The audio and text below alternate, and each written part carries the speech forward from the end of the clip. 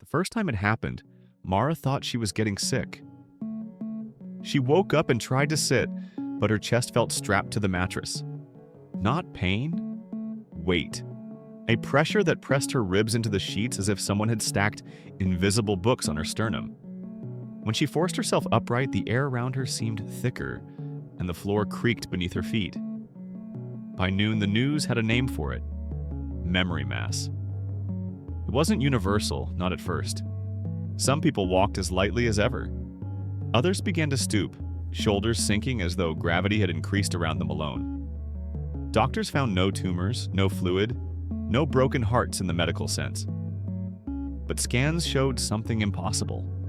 A measurable force pressing down on certain bodies, fluctuating with emotion, spiking when people remembered. The world tried to laugh it off. A meme spread of a man collapsing under the weight of cringe. Then an old woman in Lisbon forgot she was on camera and whispered her husband's name. Her knees buckled instantly. The laugh died everywhere at once. Scientists argued that memories were electrical patterns, not matter. The universe disagreed. Some new rule had been stitched into reality. What you carried in your mind now had mass in your bones. At first, people treated it like a curse with loopholes. Therapists became engineers.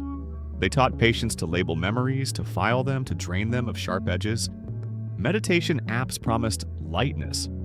People paid for retreats where they could learn to remember without being crushed.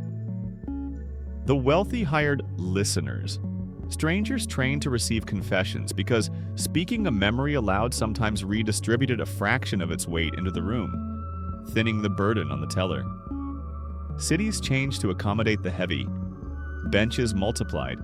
Elevators became sacred.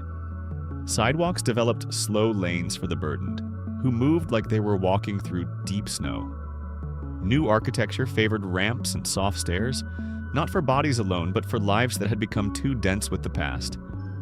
And then the economy adapted, because it always does. Companies offered clean slates as a benefit, guided forgetting sessions that blurred details, lightened the body, and left behind a smooth emptiness. There were protests, furious and tearful. People argued that forgetting was a kind of theft, that pain earned meaning, that loss should not be erased for convenience. Others lined up anyway, trembling under invisible weight, desperate to stand tall again. The strangest part was how unfair it seemed. Joy had weight too, but it sat differently, like a warm coat rather than a chain. A man carrying the memory of his daughter's first laugh walked with a gentle heaviness, eyes bright. A woman carrying a decade of betrayal could barely lift her head. The past did not measure morality. It measured impact. Society began to read bodies like diaries. On trains, people made room for the heavy without being asked. In courtrooms, judges watched defendants sag under the mass of what they'd done, though guilt and weight did not always align. Some liars stayed light. Some innocents were crushed by what had happened to them.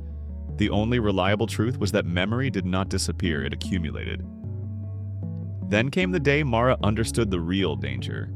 She visited her father in a care home, where he stared at the wall with a peaceful, vacant softness.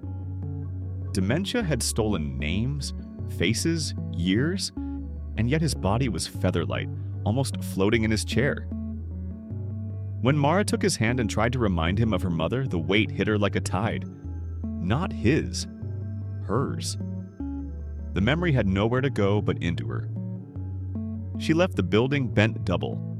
Outside, teenagers laughed in the sun, light as air, their lives still mostly unfilled with the past. An old man shuffled by, nearly folded in half, dragging decades behind him like an anchor. Mara stood between them, feeling her spine hold the shape of everything she refused to forget. That night, she made a choice no one talked about openly. Not to lose her memories, but to share them before they became unbearable. She began meeting people in small rooms and telling the truth about her life in careful pieces. Some cried, some listened, and each time the weight redistributed. Not vanishing, not forgiven, but carried together, diluted across willing hearts. She realized what the new law of the world demanded. If memories could weigh you down, then community was not just comfort, it was physics.